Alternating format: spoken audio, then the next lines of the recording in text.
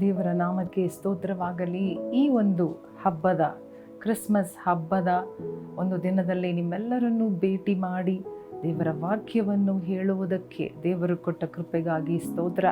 New hope TV ನೋಡುತ್ತಾ ಇರುವ ಪ್ರತಿಯೊಂದು ಸಹೋದರ ಸಹೋದರಿಯರು, ಕುಟುಂಬದವರಿಗೆಲ್ಲರಿಗೂ ನ್ಯೂ ಹೋಪ್ ಟಿವಿ ಕುಟುಂಬದ ಪರವಾಗಿ, ತಂಡದ ಪರವಾಗಿ, ಸೇವೆಯ ಪರವಾಗಿ, ಚಾನಲ್ ಪರವಾಗಿ ನಿಮ್ಮೆಲ್ಲರಿಗೂ, ನಿಮ್ಮ ಕುಟುಂಬದವರೆಲ್ಲರಿಗೂ ಹಾರ್ದಿಕವಾದ ಕ್ರಿಸ್ಮಸ್ ವಿಶಸ್, ಕ್ರಿಸ್ಮಸ್ ಶುಭಾಶಯಗಳನ್ನು ನಾವು ಹೇಳಿಕೊಳ್ಳುತ್ತಾ ಇದ್ದೇವೆ. ನಿಮ್ಮೆಲ್ಲರಿಗೂ ಹ್ಯಾಪಿ ಕ್ರಿಸ್ಮಸ್. ಈ ದಿನದಲ್ಲಿ ಒಂದು ವಾಕ್ಯವನ್ನು ನಾವು ಓದಿಕೊಳ್ಳೋಣ. ಏಷಾಯ ಪ್ರವಾದನ ಗ್ರಂಥ 9ನೇ ಅಧ್ಯಾಯ 2ನೇ ವಾಕ್ಯ. ಐಸಾಯ ಚಾಪ್ಟರ್ 9 ವರ್ಸ್ 2. ಕತ್ತಲಲ್ಲಿ ಸಂಚರಿಸಿದ ಜನರಿಗೆ ದೊಡ್ಡ ಬೆಳಕು ಕಾಣಿಸಿತು, ಕಾರ್ಗತ್ತಲಾದ ದೇಶದಲ್ಲಿದ್ದವರಿಗೆ ಪ್ರಕಾಶವು ಹೊಳೆಯಿತು. ಹಲ್ಲೆಲೂಯಾ.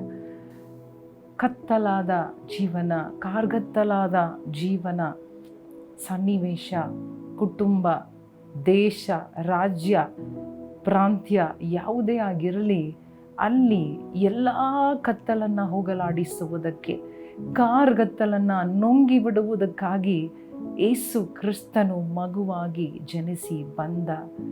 ಹಲ್ಲೆಲೂಯಾ. ಆ ಒಂದು ಸುಸಮಾಚಾರವನ್ನು ಕೇಳುವಾಗ ನಿಜವಾಗಲೂ ಜನರಿಗೆಲ್ಲ, ಎಲ್ಲ ಜನರಿಗೂ ಮಹಾ ಸಂತೋಷವನ್ನು, ಬೆಳಕನ್ನು ಉಂಟು ಮಾಡುವುದಕ್ಕೆ ಯೇಸು ಸ್ವಾಮಿ ಭೂಮಿಯಲ್ಲಿ ಮಗುವಾಗಿ ಬೆತ್ಲೆಹೇಮಲ್ಲಿ ಜನಿಸಿದರು.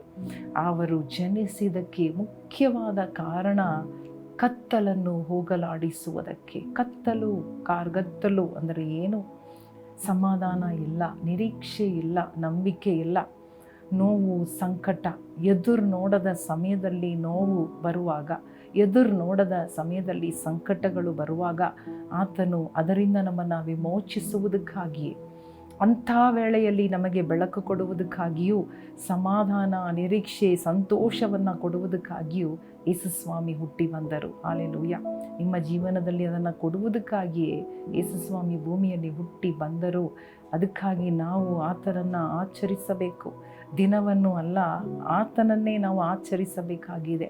ಯಾಕಂದರೆ ಆತನ ಹುಟ್ಟು, ಆತನ ಬದುಕು ಎಲ್ಲವೂ ನಮ್ಮ ಬದುಕನ್ನು ಸಾರ್ಥಕ ಮಾಡುವುದಕ್ಕಾಗಿ, ನಮ್ಮ ಬದುಕಿಗೆ ಒಂದು ಅರ್ಥ ಕೊಡುವುದಕ್ಕಾಗಿಯೇ, ನಿಮ್ಮ ಜೀವನಕ್ಕೆ ಒಂದು ಅರ್ಥ ಕೊಡುವುದಕ್ಕಾಗಿಯೇ, ನಿಮ್ಮ ಜೀವನದಲ್ಲಿ ಒಂದು ಬೆಳಕನ್ನು ಕೊಡುವುದಕ್ಕಾಗಿಯೇ, ಒಂದು ನಿರೀಕ್ಷೆಯನ್ನು ಕೊಡುವುದಕ್ಕಾಗಿಯೇ ಯೇಸು ಸ್ವಾಮಿ ಹುಟ್ಟಿ ಬಂದರು. ಹಲ್ಲೆಲೂಯಾ. ಮಾತ್ರವಲ್ಲದೆ ಅನೇಕ ರೀತಿಯಾದ ಕಠಿಣವಾದ ಹಾದಿಯಲ್ಲಿ ಇರುವಾಗ, ಅಂದರೆ ತಪ್ಪು ಮಾಡಿ, ದೇವರಿಂದ ದೂರ ಹೋಗಿ, ಪಾಪ ಮಾಡಿ, ಕಷ್ಟದಲ್ಲಿ ಸಿಲುಕಿಕೊಂಡು ಒದ್ದಾಡುತ್ತಾ ದೇವರ ಕೋಪಕ್ಕೆ ಗುರಿಯಾಗಿರುವ ನಮ್ಮ ಜೀವನವನ್ನು ದೇವರು ಮತ್ತೆ ಕನಿಕರದಿಂದ, ಹಲ್ಲೆಲೂಯಾ, ನಮ್ಮನ್ನು ಕ್ಷಮಿಸಿ ನಮಗೆ ಬಿಡುಗಡೆ ಕೊಟ್ಟು ನಮ್ಮ ಜೀವನವನ್ನು ಬದಲಿ ಮಾಡುವುದಕ್ಕೆ ಯೇಸು ಸ್ವಾಮಿ ಹುಟ್ಟಿದರು.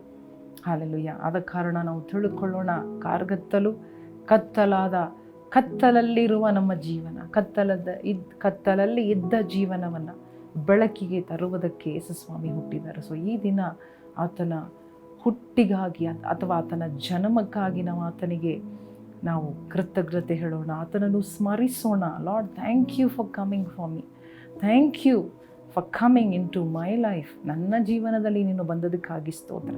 ಈ ಭೂಮಿಗೆ ಮಾತ್ರ ಅಲ್ಲ, ನನ್ನ ಜೀವನದಲ್ಲಿ ಬಂದಿದೆ ಸ್ವಾಮಿ, ಹುಟ್ಟಿದೆ ಸ್ವಾಮಿ, ಅದಕ್ಕಾಗಿ ನಿನಗೆ ಸ್ತೋತ್ರ ಎಂಬುದಾಗಿ ಈ ದಿನವನ್ನು ನಾವು ಸಂತೋಷದಿಂದಲೂ ಕೃತಜ್ಞತೆಯಿಂದಲೂ ನಾವು ಪ್ರಾರಂಭ ಮಾಡೋಣವ.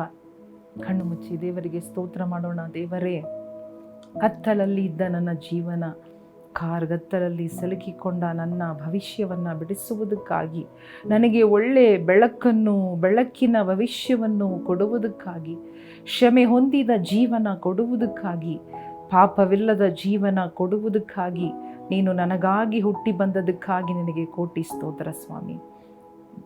ಈ ದಿನದಲ್ಲಿ ನಿಮ್ಮನ್ನು ನಾವು ಆಚರಿಸುತ್ತೇವೆ ಸ್ವಾಮಿ. ಯೇಸು ಕ್ರಿಸ್ತನ ನಾಮದಲ್ಲಿ ಬೇಡಿಕೊಳ್ಳುತ್ತೇವೆ ನಮ್ಮ ತಂದೆ, ಆಮೇನ್.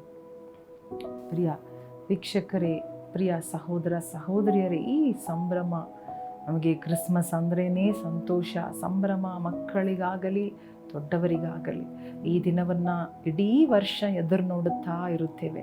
ಸೊ ಈ ದಿನ ಆ ದೇವರನ್ನ ಕೊಂಡಾಡೋಣ, ಸ್ತುತಿಸೋಣ, ವಂದನೆ ಹೇಳೋಣ. ದೇವರು ನಿಮ್ಮನ್ನು ಆಶೀರ್ವದಿಸಲಿ. ಆಮೇಲೆ